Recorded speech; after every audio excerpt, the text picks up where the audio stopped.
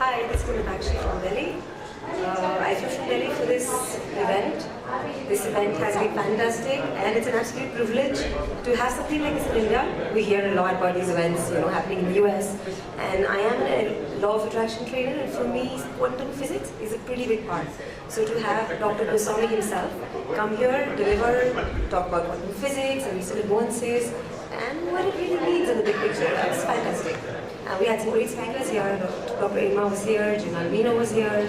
There was the business side, there was the psychology point. All in all, beautiful 4 days, well spent. And this is the first visit to Pyramid Valley. Can I say, I'm absolutely delighted. And the energies here are definitely strong. Anybody there thinking about it, just go for it. Thank you. My name is Ashish. This is my first time doing such an event. It brought in a very new perspective to my whole thought process.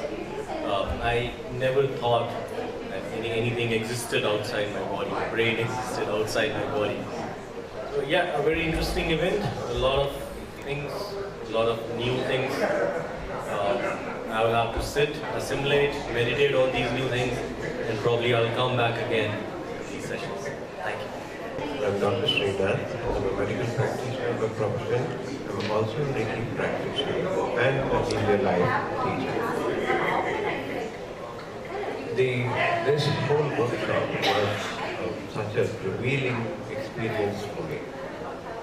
To get scientific data backing up so many things which all our elders and all our seniors and all our previous gurus, everybody who are saying, we have got scientific data backing that up, and that there is so much of truth in that.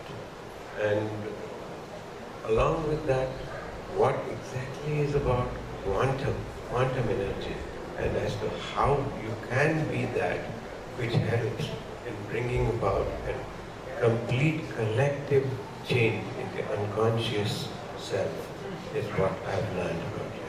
It's a fantastic workshop. I would recommend that many people start and come and join it.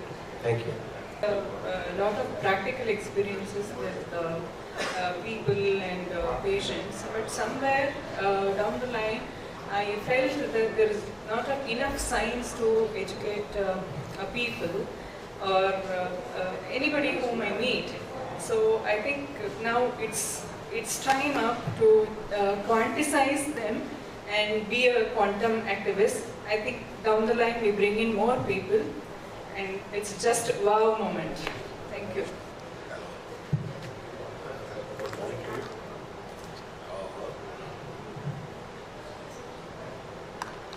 This is a very nice place, a spiritual place. Before that I came here,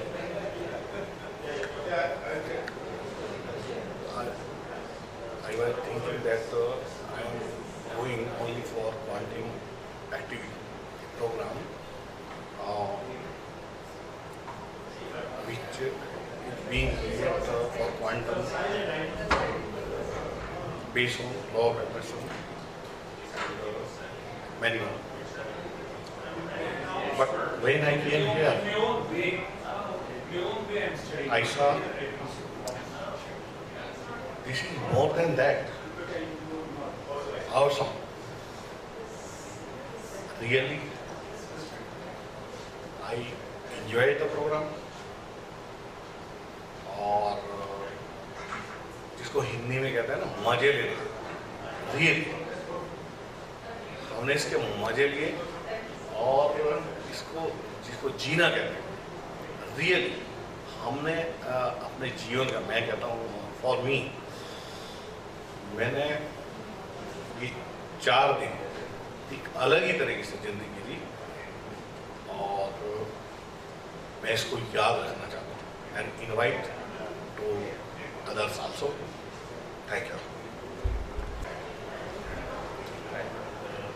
My name is Mon, and I have been in spiritual practices for quite some time.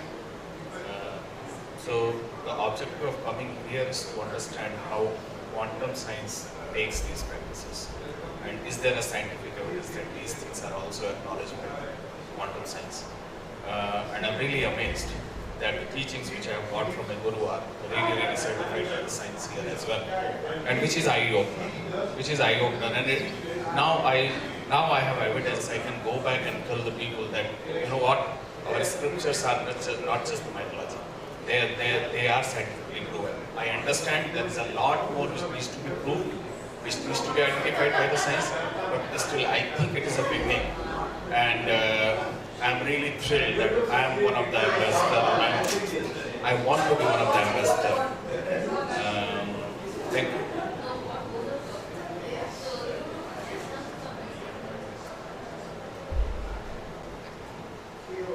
Hello, good morning. My name is Ram Shankar. I have attended and participated in several workshops and conferences conducted at the Pyramid Valley, and I have also a deep interest in wellness and alternative healthcare.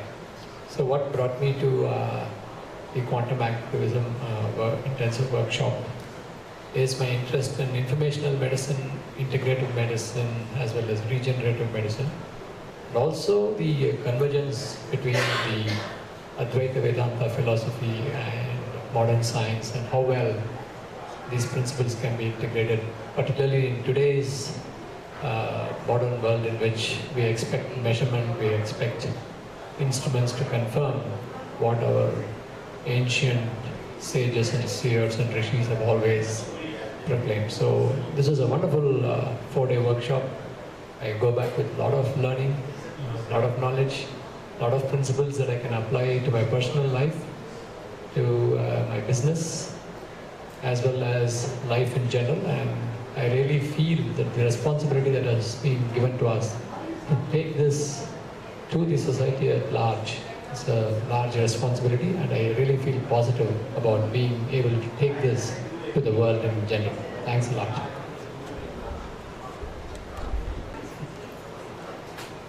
Hello, my name is Raghunathan, and I come from Whitefield.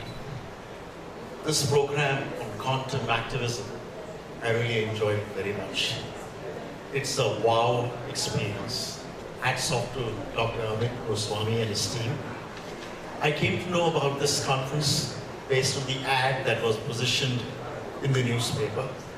At first I thought maybe it's a conference which will help me to grow spiritually. But after looking at the expositions put forth by Dr. Amit Goswami, really a mentor scientist, I have come to believe that science and spirituality go hand in hand. As a Vedic chanter, I believe prayers, Vedic chantings, all these things are avenues where you try to discover yourself. But it's only through meditation and through the principles of science and spirituality you come to discover yourself. I really enjoyed this entire session which took place for 4 days, and I would like to be associated with this institution to really spread quantum wellness, quantum activism in the entire community.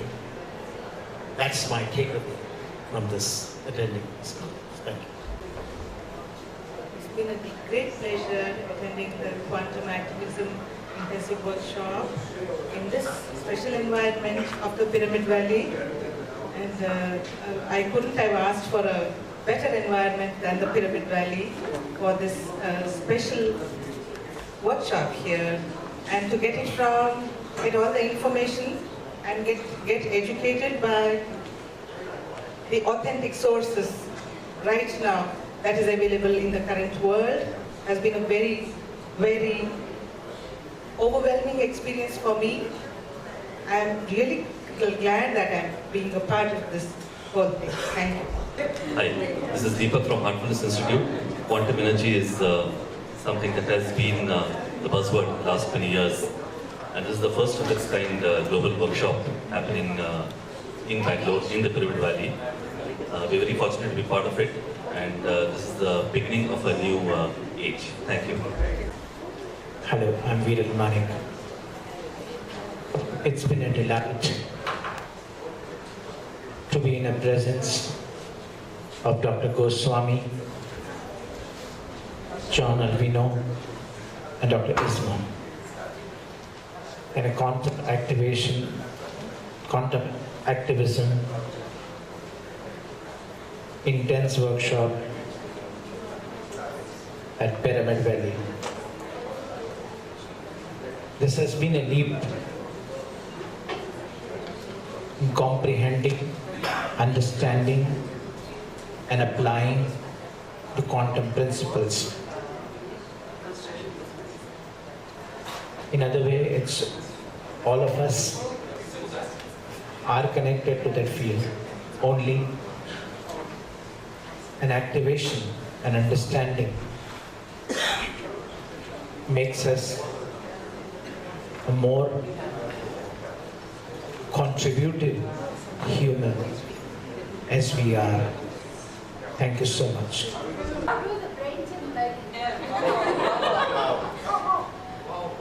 Wow. Wow. Wow. Together. Wow. 1, 2, 3. Wow. Thumbs up. More for the jungle book. You want Pepsi? Nagesh.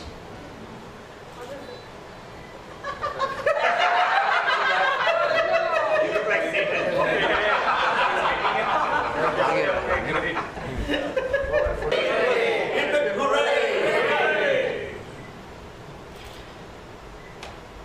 Pyramid valley की जय हो।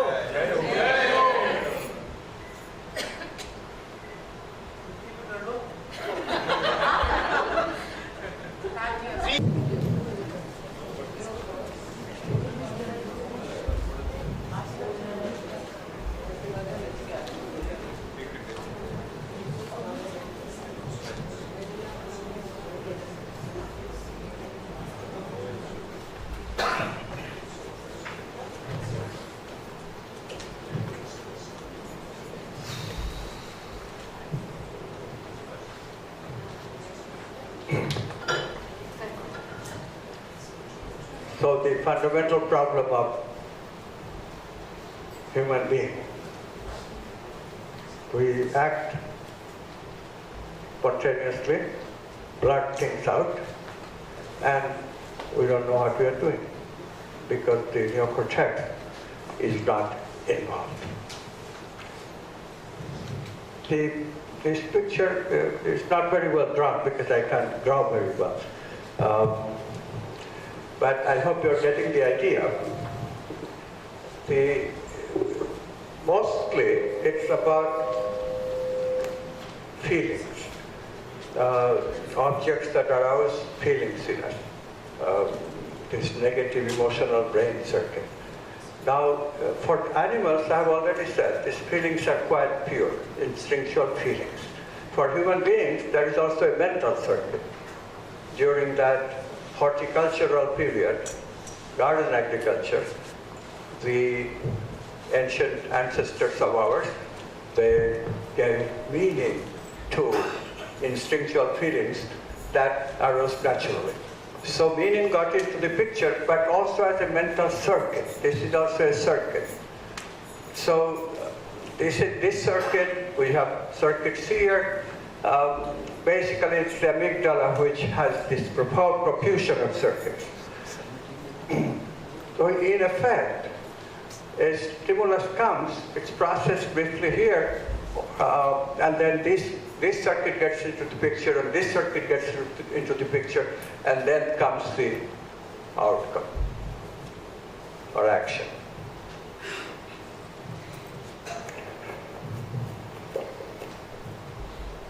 So this is how blurting out or unconscious actions or neurotic actions take place. You were talking with a person, all of a sudden you blurt out something. especially when you have intimate relationship, you'll notice that this is very, very common. You have a little bit of disagreement with the intimate, all of a sudden you are not you anymore. You are shouting. You are out of control. Both men and women. It's amazing. So Dr. Azumoja yesterday was talking about intrapersonal and interpersonal. There should be another one, intra-intimate communication intelligence. That's really a special category. You know what my test is for emotional intelligence? It's not interpersonal at all, because that can easily be simulated by suppressing emotions. In fact, corporate CEOs are a very good example. Deans at universities are a very good example. They can do a whole talk-up with you, very sympathetic, and wonderfully amicable, and then completely act against you. They have that capacity because they can simulate. That's what they have learned. What the corporation teaches, but there are many friendly organizations, what they teach is how to do that, how to be inscrutable so that nobody knows what you're thinking. You're very amicable outside, but the action that will follow is very different. So that's not the training we need. Okay, that's one kind of way of training people to give the appearance of interpersonal communication. But as Iba was saying, the intrapersonal, of course, will be very different. These people are very unhappy. That interpersonal we never discovered. There's no evidence what happens inside of you. Nobody else knows. So how to then discover these people's lives? What we have to do is to ask their intimate relationships. So we need more research where intimate relationships will have to be involved in a double-blind research, where the person will not know that we are directly getting the information whether the transformation is real or not by asking, surveying with the intimate relationship. So anyway, this is the basic problem of transformation. How do we create a ability where this part will be preserved because this part has use. The instincts are needed. If there is a real tiger, I really do need to run, right? So we don't want to kill this part. What we want to kill is this going to the mental circuit. Instead, all the time, always going directly to the neocortex. And then the neocortex gives the order directly, not to that old mental circuit that is coupled to the amygdala circuit. This is what we want to avoid. How to do that? This then is the basic work that we are going to do. Okay? Part of it is already clear. Meditation will do it for us a little bit. But there is also another way. This is a better way.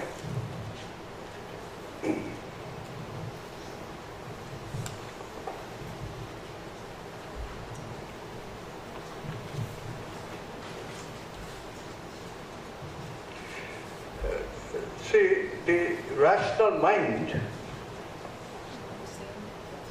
works on the rational level, meaning we have made representations in the neocortex, more meaning, and these meanings, these representations are computable. What does that mean? That means that we can algorithmically sort them out.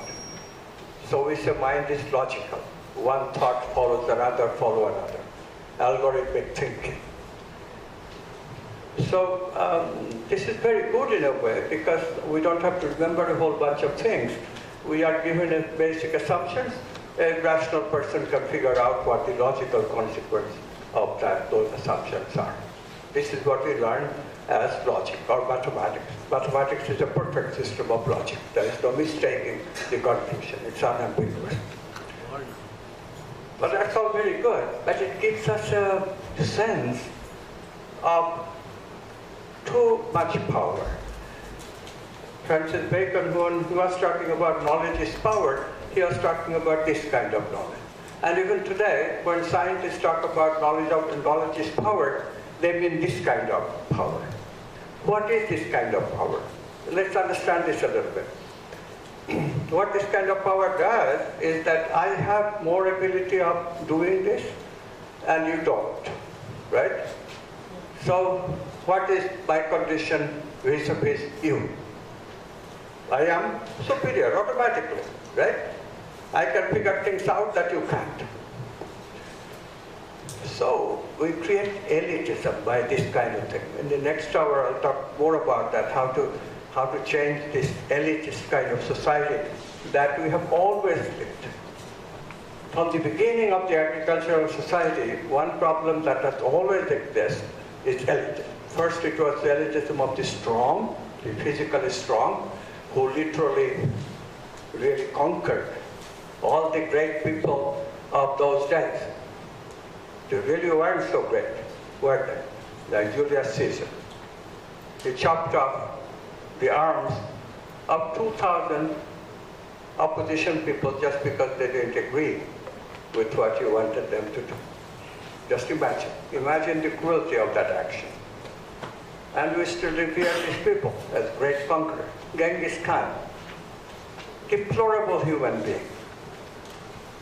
Why do we remember even the names of it? If Hitler is cruel, Genghis Khan is 100 times more cruel. Timur-Lenk, another guy. Babur, the one that actually ruled India for a while. So, elitism was elitism of physical power, and now it has become elitism of mental power. In America, we have Harvard, Princeton, Yale, these universities, Ivy League. They are all creating elitist leaders for the country, and this is why the country is problem. What is happening is one sort of elite is fighting with the other sort of elite. One is the ancient type of feudalistic elite, called them Republicans. The other one is the Democrat elite. And this is really defined.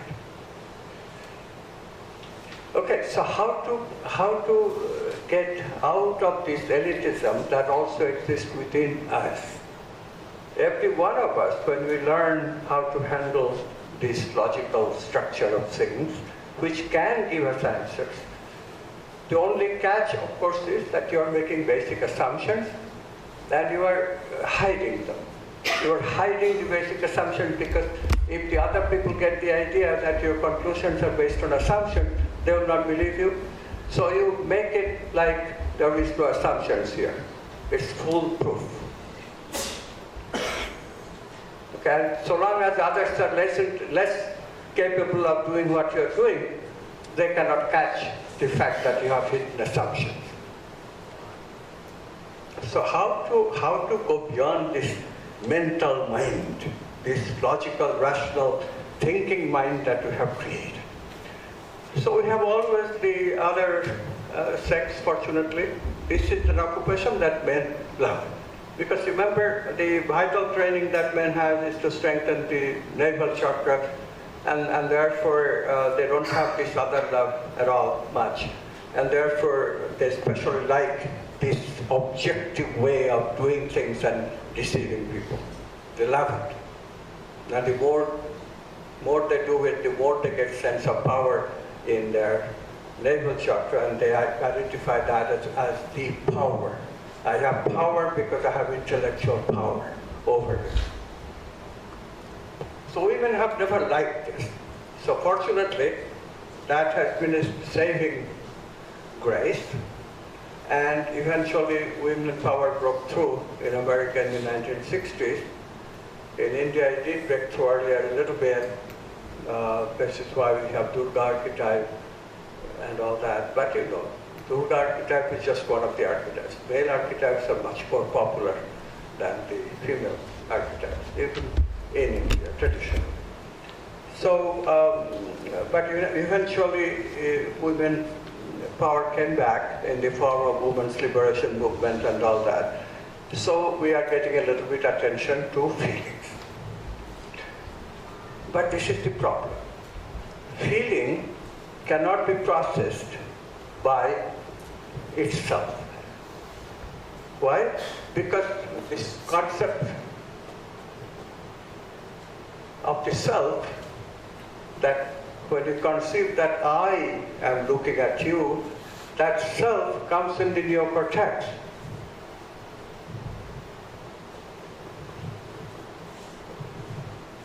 Where mind is represented. So this neocortical self cannot help itself but always put meaning over the feeling. We can change things a little bit by not succumbing to the old meanings that we have put out of old habits, like I showed in the previous picture. But we cannot help that any time a feeling comes to us, it will always come to the neocortex, neocortical self, because that's where the self arises in the brain. And therefore it's just a situation that we're stuck with. Or so it seems initially. So it seems. So let's see if there is any way out of this. One way we always have known that there is also this intuitions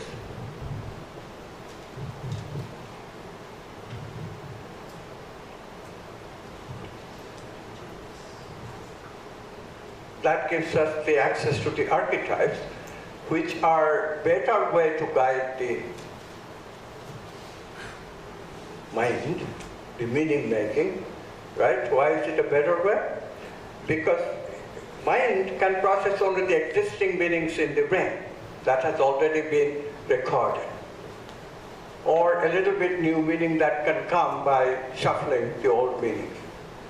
You cannot create new contexts of meaning, except of course the physical context keeps on changing, so some contextual change is occurring, and a little bit attention if you pay to the feelings, especially other people's feelings, you can have a little bit of new meaning.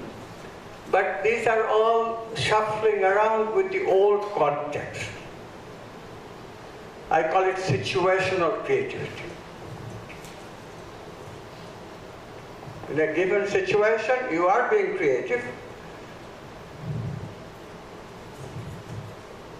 but you are not using the archetypes, you are not using intuitions to guide you.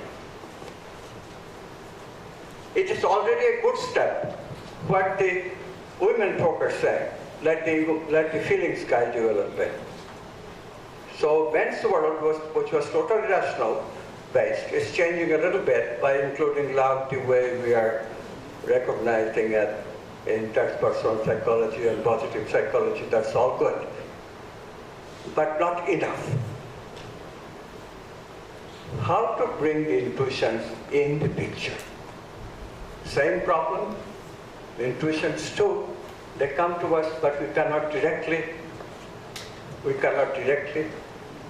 represent them. We don't have the apparatus. So what do? We represent them to the mind.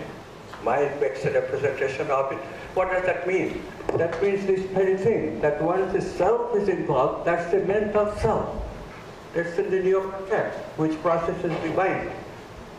You see the problem? So even intuitions, we are limited. It's coming to the mind, like love. Okay, so we know love is an archetype. Mental representations will not be the perfect representation. So we allow that, okay, you have a different representation than I have. This much we allow. Okay, the sages have better representation than both of us. We allow this much. And we can even allow the fact that women folk have a different representation because they allow the feelings to come into the picture, and this is the key. The feelings, if you allow them to come into the picture, then you have a better representation for the intuitions, because intuitions can be represented both by the mind and by the vital. Right? intuition can be represented in the higher chakras, starting with the navel a little bit, heart definitely, throat, brow, and crown. So we realize that what Aurobindo calls supramental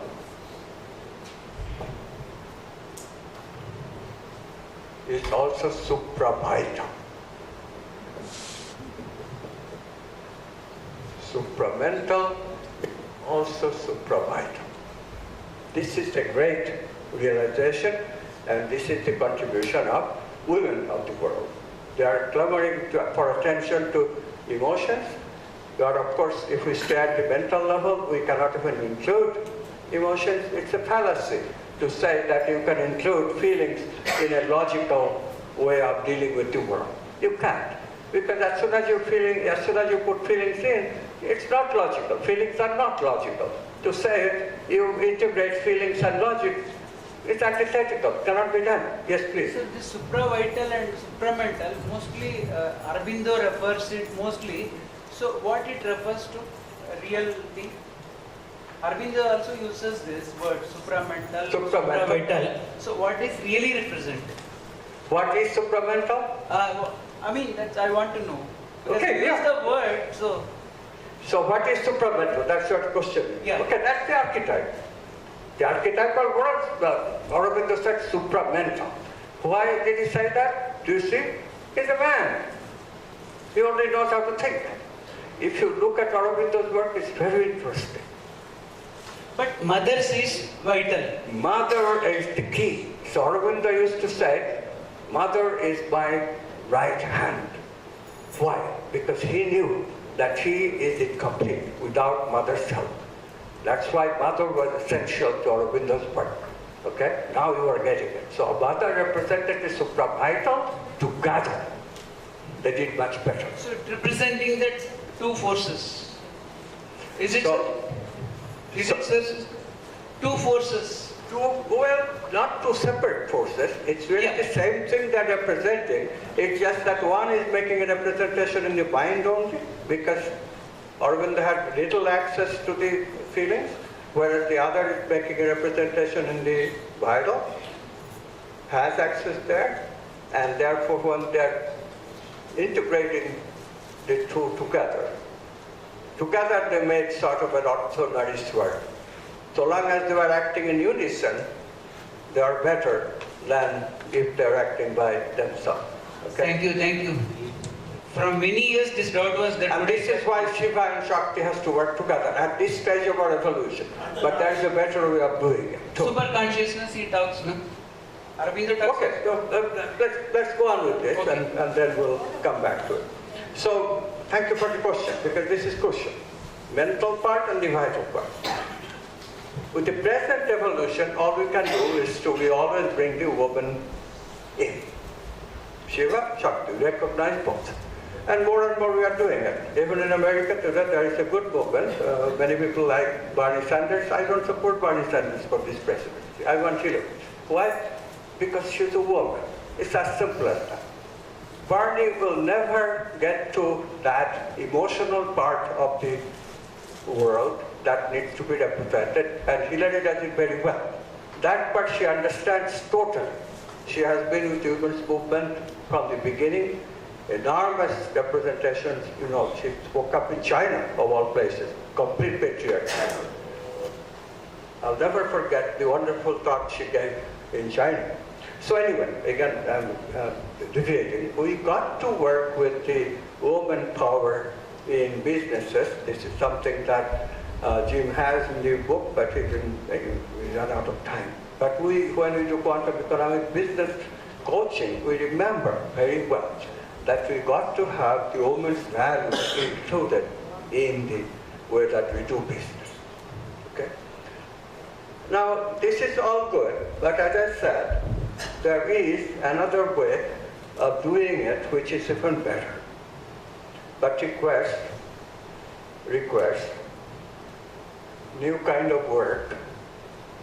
And so I'm going to be a little speculative, because some of you have been asking. This is my personal research right now, and I'll I'll just share it with you, what I do when I'm by myself these days.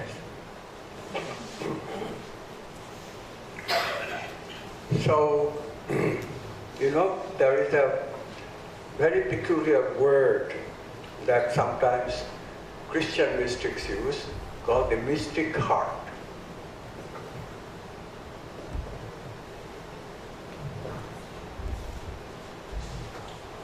At the center of this phrase is the picture of Jesus. I don't know how many of you have seen it, but there is a picture of Jesus in which the heart is shown. Oh, I'm not even drawing the heart into where I can't draw. My problem is I just cannot draw. Okay, so whatever it is, assume that this is the heart. I'll just write down H. That I can. Okay. But Jesus' heart, as is shown in this picture, is a lotus, full-blown lotus. It's amazing. Heart of Jesus. Jesus is standing like this, that we know, that draws the energy from the cosmos, and his heart immediately opens up in a lotus. Amazing picture. If you read Ramana Maharshi's work, Ramana Maharshi used to insist that the self is not at the brain. Weird statement from a scientist, I tell you. I had such struggle because here is a man whom I totally respect, totally admire, and this man is saying nonsense. Heart, self of the heart. How can that be? But because Ramana Maharshi is Ramana Maharshi, I never really threw away the idea totally. Self of the heart. He pictures it like there's a little flame that he experiences. And that's where decisions are made for Ramana. That's where Ramana gets his inspiration. That's what Ramana feels like when he relates to people. This is why, you know, that story. Ramana, if you go to Ramanashram, there's a lot of monkeys there.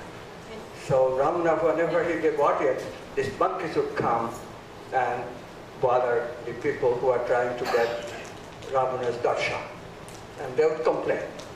Maharshi, we should throw away this monkey, they're bothering us. And Ramana would admonish them, look, don't do that. These monkeys, they have come. You know what? It points to a male monkey. This male monkey is getting married to them. And that's his wife. And they want my blessing. I don't know if he made that up or not. Could be tongue-in-cheek. But that's the kind of story he would tell. That this male monkey is marrying this female monkey and they want my blessing. He has such compassion. What is this man looking with? You have to appreciate. Brain could never say that monkeys and people deserve the same kind of attention. But this man literally gave attention to cows, gave attention to peacocks, which are abundant in Davanashram. So where did it come from? It came from his... Sheep dogs. Sure, sure. Yeah, if you be authentic dog, Ramana would love you. Because love goes everywhere. So how is it that people like Jesus, people like Ramana, they have this self of the heart, the mystic heart. This is why I call it mystic heart. There is a self which we are just getting into at this stage of human evolution. Only few people had that. Aurobindo didn't, obviously, he needed the mother. But the people with the heart, they don't need a female because they have totally integrated the self. There is a self neocortex based, and there is a self that is based in the heart. So the question is, how is that? How is that possible? So I have been exploring this for a very long time, and periodically, that's the way it works, do. A few years back, a major progress took place because there was an actress named Angelina Jolie. I don't know if you know her name. She's quite famous. Very beautiful to look at. And also very liberal activist, you know, humanitarian. She adopts children of all kinds and brings them to her house and takes care of them. So, really lovely, lovely, lovely mindset. And this Angelina Jolie was told by her oncologist that you have an 86% predisposition, genetic predisposition for breast cancer. And this very pretty actress with very pretty breasts chopped off her breast. So be it. I didn't mind that because she replaced them by plastic breasts, which is fine with me. I don't look at them much anyway. so that is okay. But what was not okay to me is that the ignorance of these oncologists. Predisposition does not mean cancer. It just doesn't. There are so many approaches now. You ask Rita, she will say, oh, absolutely, I can prevent breast cancer. And many people have many ways of handling it. And the reason that we can handle it is that, okay, what is happening in the cancer? What is happening in the cancer is that some cells have become rogue cells. They are not obeying that rule that the cell can divide only 50 times in our lifetime. They have discovered that they can divide without that rule, rogue. The rule applies because cells in our body are cooperative, they're all non-locally connected. Then few cells become rogue, they somehow don't have that non-local connection, they're not connecting to the other cells, and they become single cells. And therefore they forget that rule and start growing. So what is happening? At one level, what is happening is that the love between cells is lost. So many people are saying, well, bring love. But that's a little far-fetched, because you cannot bring love to the cellular level that easily. We don't have any contact with the cellular consciousness. Brain consciousness takes over. The self is in the brain. Okay, that approach is a bit dubious. But there is another approach. We already have mentioned it. The thymus gland decides me and not me. If we suspend the activity of the thymus gland, then we can love another. Me, not me, distinction goes away, and we love. And that will boost the immune system, because the immune system needs rest. So this is the key that I did not think about before. Love means immune system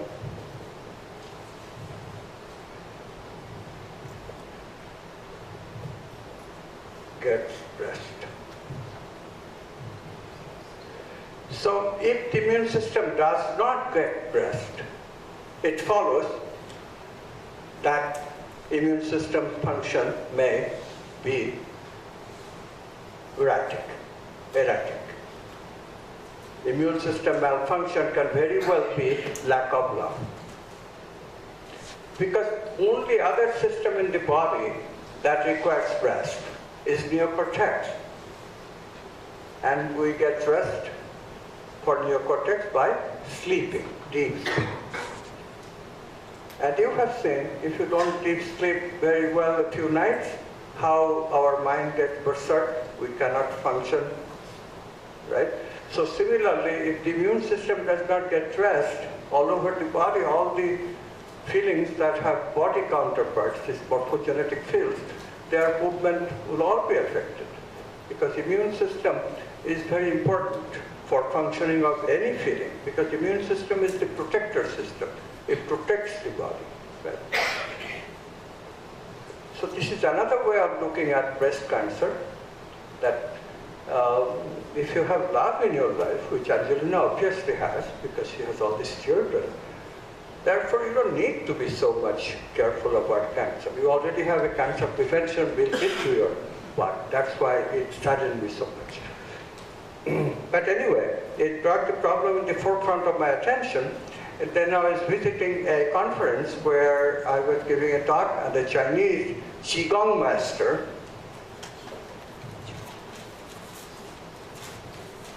you you have heard this word, Qigong. It's similar to Tai Chi. It's a little bit different. His Qigong master, his name is Master Lu.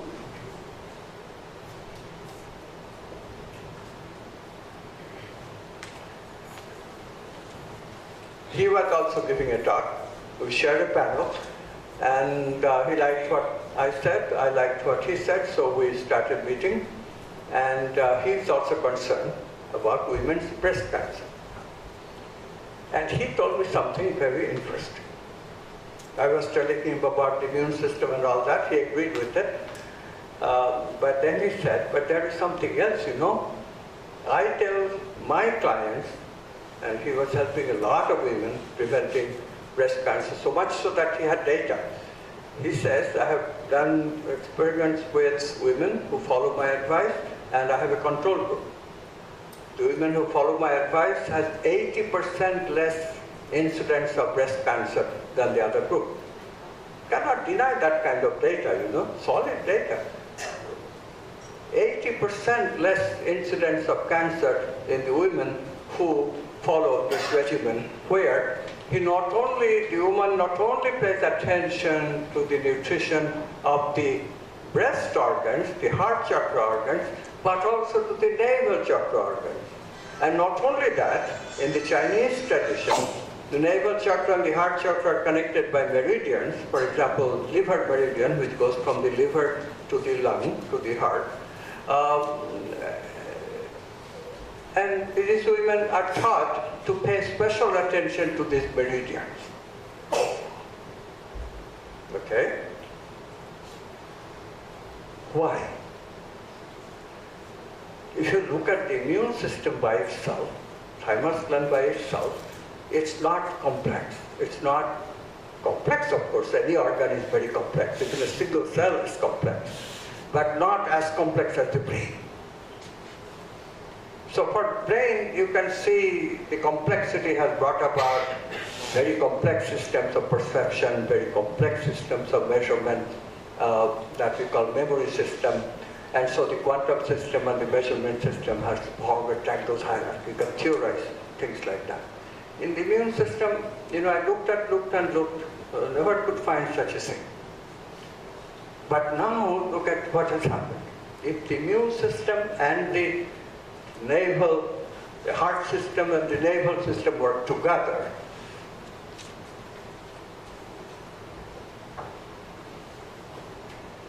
like we have, let's say, liver, we have stomach,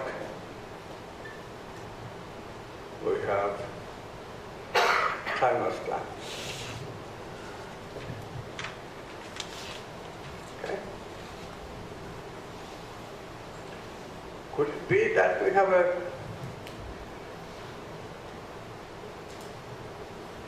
a tangled hierarchy like this in the vital body? There is in Chinese medicine this kind of connection and also this kind of connection. It's not just meridians that all go vertically. There are also horizontal meridians that connect limbs sideways, organs sideways. So in this way, we can imagine that there is a tangle, but the tangle is different organs, between different organs of two different chakras, adjacent chakras, and the tangle is in the vital level. Tangle is in the vital level. Okay?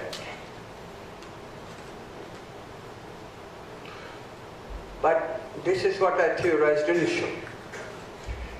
But then looking at the meridian systems, all at the Nadi system, it is now becoming clear, and also having done some practice, it's now becoming clear that in truth, it's a bit far-fetched that there already are connections like this.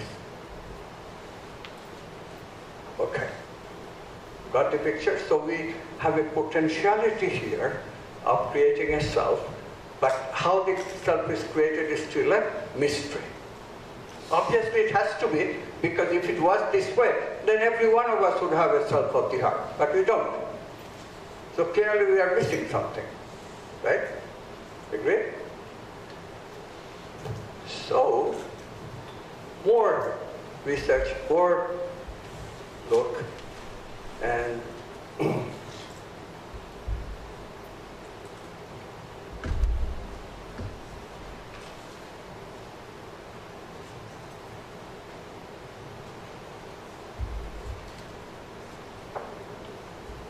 what followed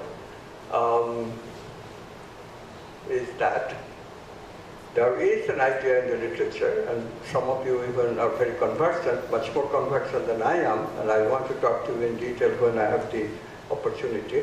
There is this myth of Kundalini in India.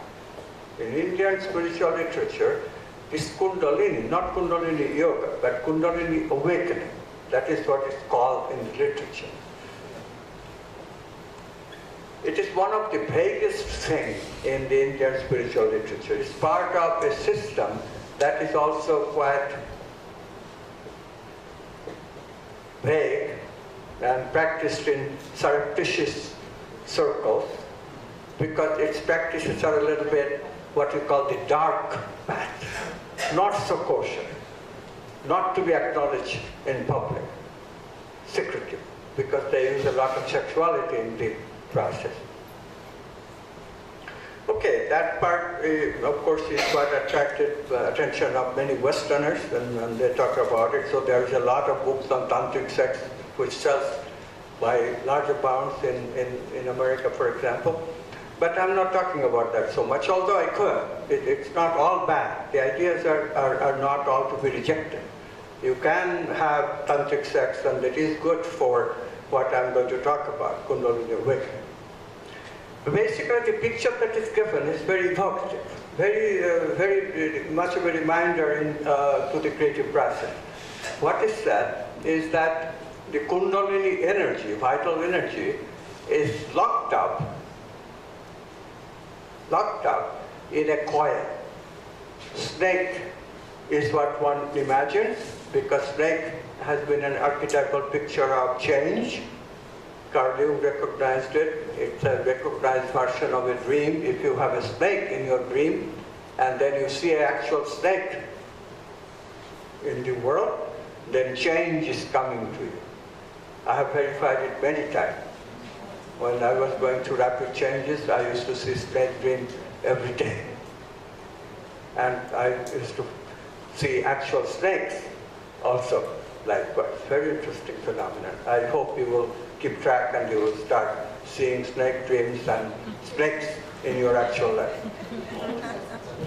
So the snake is coiled up in the base of the spine, which is the inner chakra, the root chakra.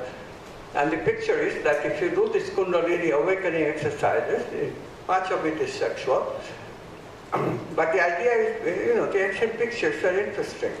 How they tried to picture it in terms of physical. They did not have the concept of vital energy. So what do they say? If the Kundalini rises, look at the imagination. The male semen in sexual intercourse, that goes through to a new channel. And so these people are called Urdhva Reta. The semen has now, instead of going down, it goes up. And this kind of thing aggravates a scientist, right? I mean, it's a physical process. Semen is not going to go down instead of up when you have an orgasm. It's not that way at all, right? But then you become a little soft and malleable. Maybe they're trying to say something metaphorical. And then you realize what they're really saying is that vital energy, which used to go down, instead is going up. Okay? Making sense? Vital energy going down, what does that mean? So if I have sex, I'm more rooted. I get more assurance in my life. And we can all verify it. If sex life is satisfactory, then you are feeling more secure, more confident. Have you noticed? So, okay. And then when the energy rises, then we get this navel chakra activation, we get even heart chakra activation. We talked about that a little, how sex can help the heart to be activated, romantic love. So this is the picture we are making. And the picture is that if the Kundalini can be made to rise, then a new channel will be created. See how beautiful these depictions are. There are old channels of Hindus call it nadi. Nadi. These old nadis, they're called Aira and Pingala. I don't want to get into that because that's not important. But they said there is this new nadi that will be created called Sushumna, and that is what is Kundalini awakening is all about. And that takes the energy all the way to the crown chakra. That's the picture. Okay, so I myself had an experience of this, of course, and that gave me some hint that actually this happens.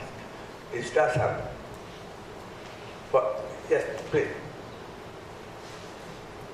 It happens. Oh, let me tell you this story. It's a sort of mixed up story. I'm a scientist, I wish I could say that yes, but no, I have doubts. What happened was that Osho was a very popular teacher at the time. He just came to America. His name was Rajneesh at that time. And I go to a place called Esalen Institute in California. And this place has a lot of hot springs. Now in Indian hot springs, people are civilized. People wear swimsuits and all that. But in America, they're a little bit less inhibited about sexuality. So they have great fun being naked. But of course, I'm Indian. And, I could not look, and I just was very embarrassed and all this with the nudity. But okay, I don't have to go to these swimming places. They have the little tubs, automatic, natural tubs that people use, but I looked at them from a distance, not for me. All right, but this group invited me to go to a Rajneesh meditation. That I could not resist because I was curious, and so I went. So they're doing this. There are 4 steps to Rajneesh meditation. The first step is wonderful. You want to do it? You want to do a little Rajneesh meditation? Yes. Yeah? Yes. Okay, let's do it. Stand up. We'll do it a short one, okay? It actually takes an hour.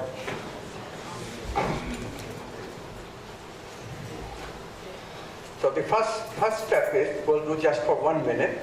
You shake your body. Just shake. Vigorous shake. Shake your feet, shake your torso. Shake, shake, shake, shake, shake, shake, shake, shake.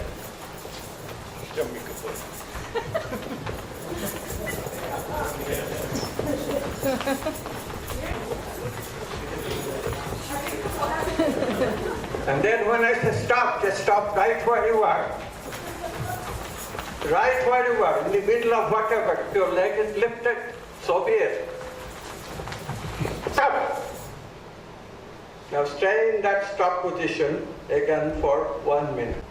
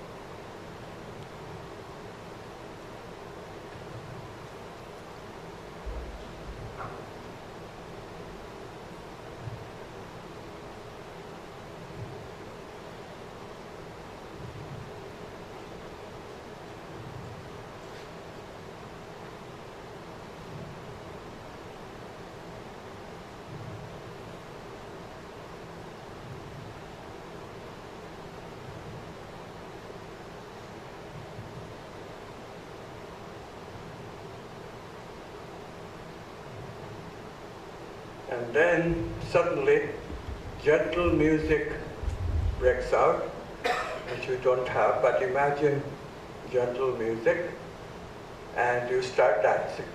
Your eyes are closed and you start dancing. Okay, start dancing. Eyes are closed. Don't move too much, because I don't particularly want you to bump against another person, but that's okay. But in this place, people didn't worry about bumping against each other, nor did they worry about nudity. So I bump into somebody, and obviously, instinct, I open my eyes. What do I see?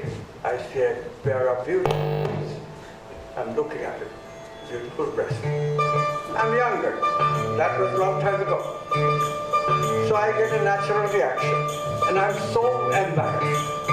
I'm just so embarrassed. Yeah, go on with the music, great. We're still dancing. You keep on dancing. My story does not mean that we don't do meditation properly. So what happens is, an instruction comes, no, don't stop, we can go on. Instruction comes, sit down and meditate. So I think, oh my God, my embarrassment is saved, I don't capture. I sit down, but still, embarrassment doesn't go away. And then at that moment, from utter embarrassment, I get this beautiful experience of a very strong energy rose from the root chakra and went all the way to the throat. Not to the crown, to the throat. So, this kind of experience, which is Kundalini awakening in the literature, I knew that it actually happened. It can happen. It's not exactly foreign. Okay.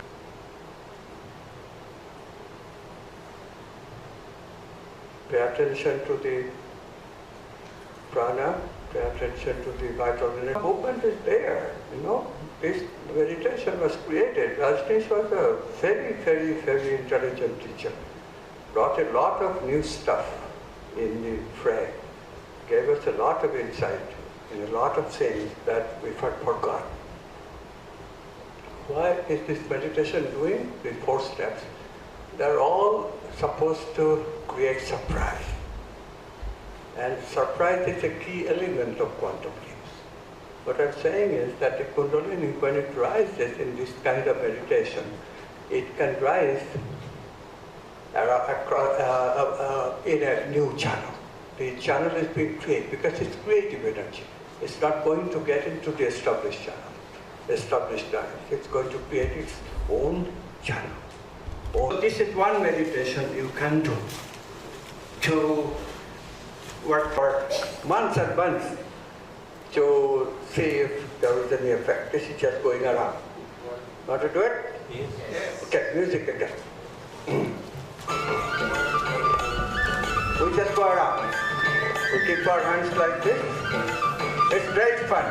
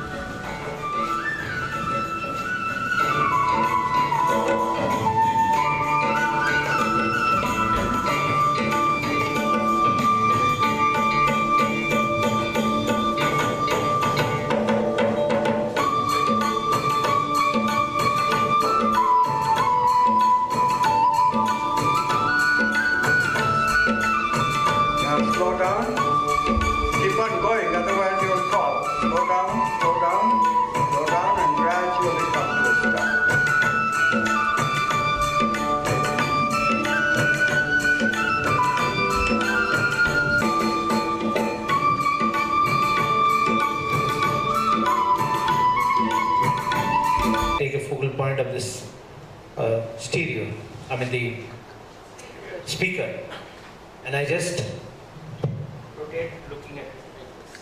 Ah, yes, good. So I keep on doing as many times as I can. Good, good, good. And when you want to stop it, stop, putting the right leg front, and this way. There is no possibility of... Very good. Wonderful. And the second one? You open your eyes. This is the one form I shared for all of you. Okay, now the interesting question, of course, is why whirl? So in the whirling movement, you see there is a possibility of horizontal movement of the kundalini. So because you have to create a horizontal portion of this triangle hierarchy, and Sufis are the masters of love, the whole tradition is love tradition. The Bhakti cult. Bhakti cults are not just, don't have to be Vaishnavas, and that's the Hindu cult that, right now is Hare Krishna cult. But the Sufis also have a wonderful cult, and Christianity really is by and large a Bhakti cult, if you want to call them a cult. They would be offended, so don't tell that to a traditional Christian.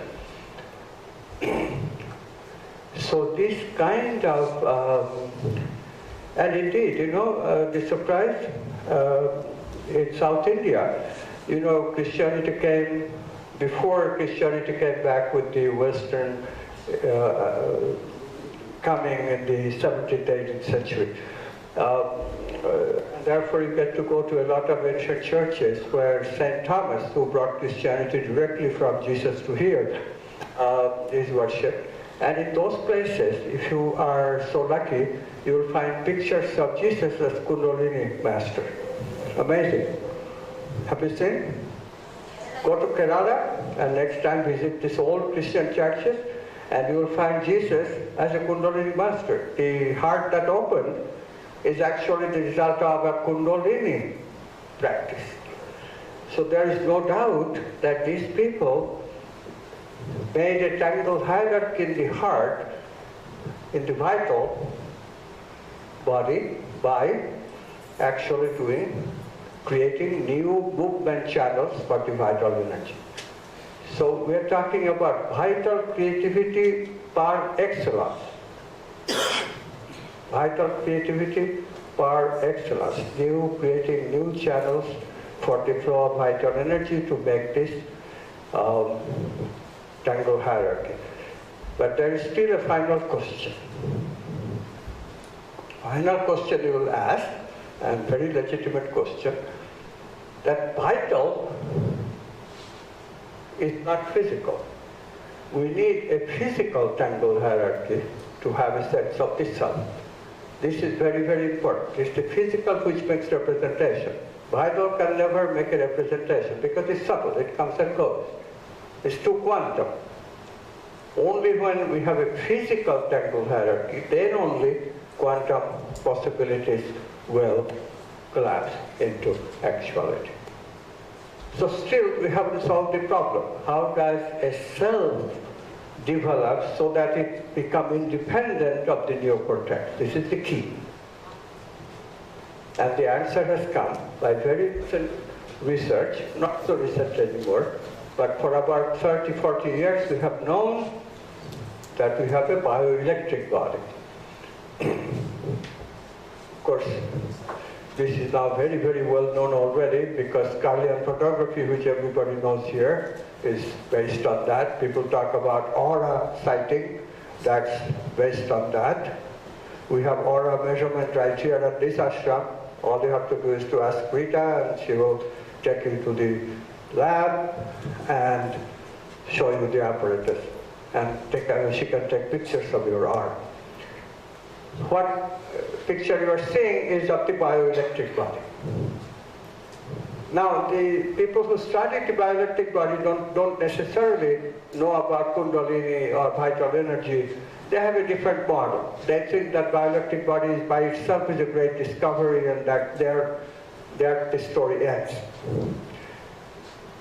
But the story is not that. The story is that these vital energies, so we have the physical body, biochemical body, physical, biochemical body. That's the organ, right? That's the organ. And that's connected to the vital body, right? So it's about vital body is the blueprint of the organs.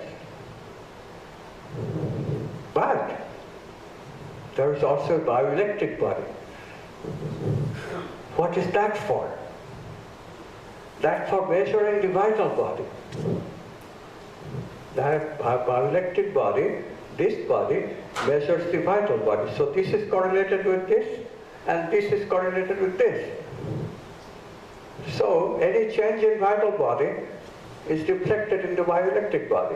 And this is why Galilean photography can measure your mood shift or changes in your vital energies, right? So, if you have a vital body tangle hierarchy, this measurement body, bioelectric body, will also have a tangle hierarchical measurement. In other words, the tangle hierarchical measurement is the key. So tangle hierarchical measurement is built into our body. Don't worry about it. If you can make, by Kundalini movement, by Kundalini practice, awakening practice, so we cannot even use the right word. Right word is Kundalini yoga. Yoga means yoga is the union of what wasn't before and what is now. Like union of transcendent and immanent, union of human and the divine. So yoga, the word yoga is appropriate. But I cannot use it because it will confuse the so-called Kundalini yoga that we start today, which means nothing. Anyway, it's the awakening of the Kundalini that lead to then this bioelectric body tangle hierarchy, and that's why now we do have a self of the heart.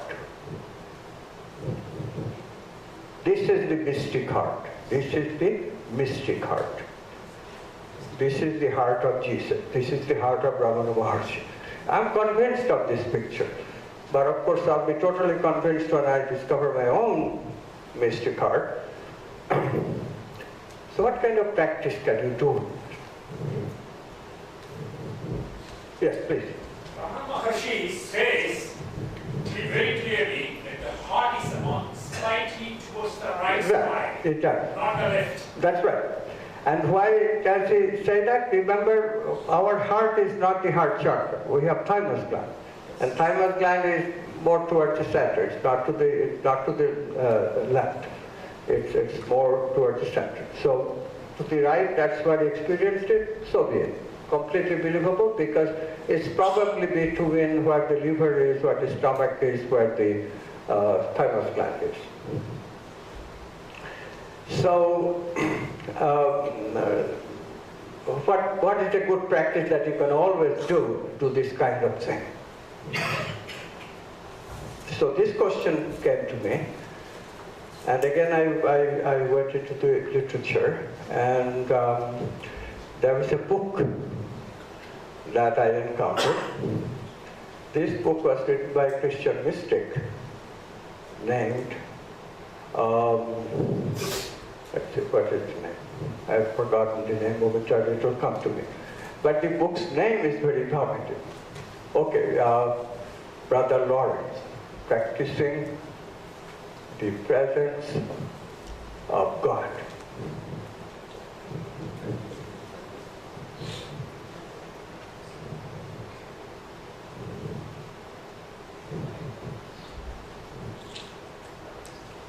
Practicing the presence of God. Are you intrigued? I was very intrigued. Practicing the presence of God. How do you practice the presence of God? You can't, right? God does not appear in subject-object split way. As soon as we subject-object split world, as soon as you are in that, God disappears. God is unconscious, right? Downward causation comes to us from non-local unconscious, not the conscious, not even the conscious of the quantum self. Even that is already a separateness. So how do you practice the presence of God? Of course, I understood Nirvikalpa Samadhi much later, so that's the real practice of presence of God. But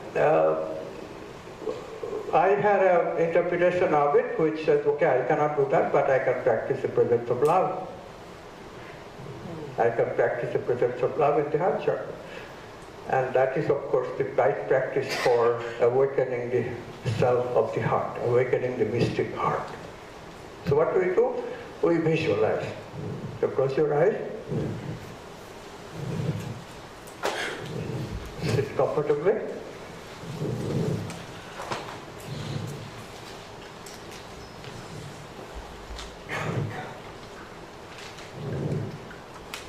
Do a little body awareness.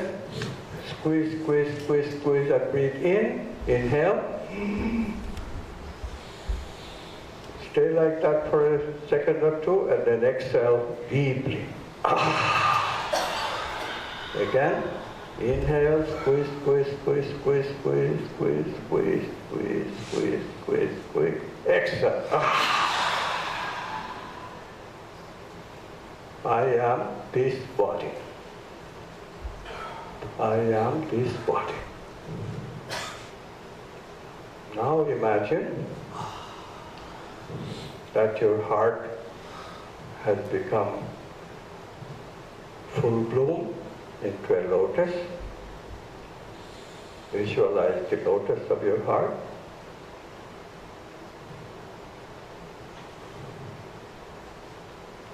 And this lotus, of course, in reality, gives us nice smell. But smell doesn't go very far. So imagine that this special lotus, because vital energy is non-local and therefore can go very far, we imagine like golden rays are coming out of this lotus. And since lotus has many petals, golden rays are coming out in many directions. Right, left, forward, backward, every which way. 10, 100, whichever way you think, golden rays are going out of your lotus center and on your heart. Okay?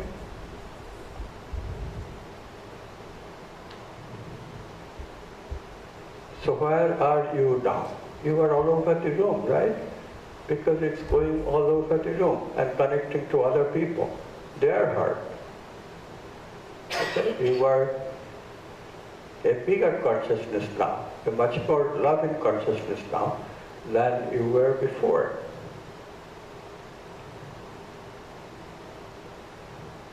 See that? Your consciousness is all over the room. These golden rays that are coming out of your heart into all the other hearts in this room have made your sense of the self much bigger. And this is self of the heart. It's not a rational self.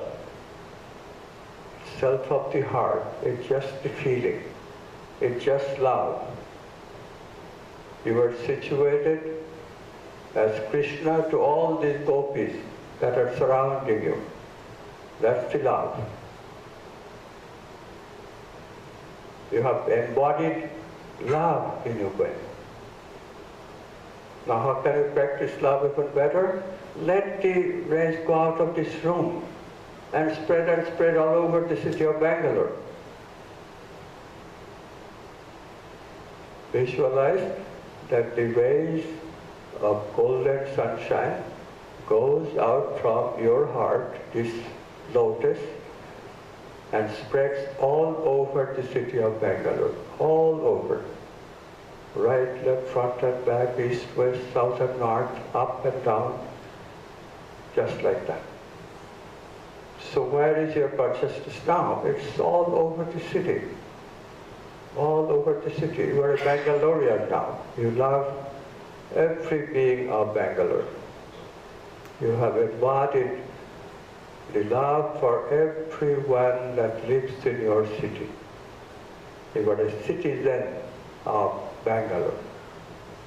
This is the ideal you are trying to create. To be in love with everyone who lives in my city. And why confine yourself only to the city? Why not spread this yellow sunshine from your heart all over the country and become a citizen of India and Indian.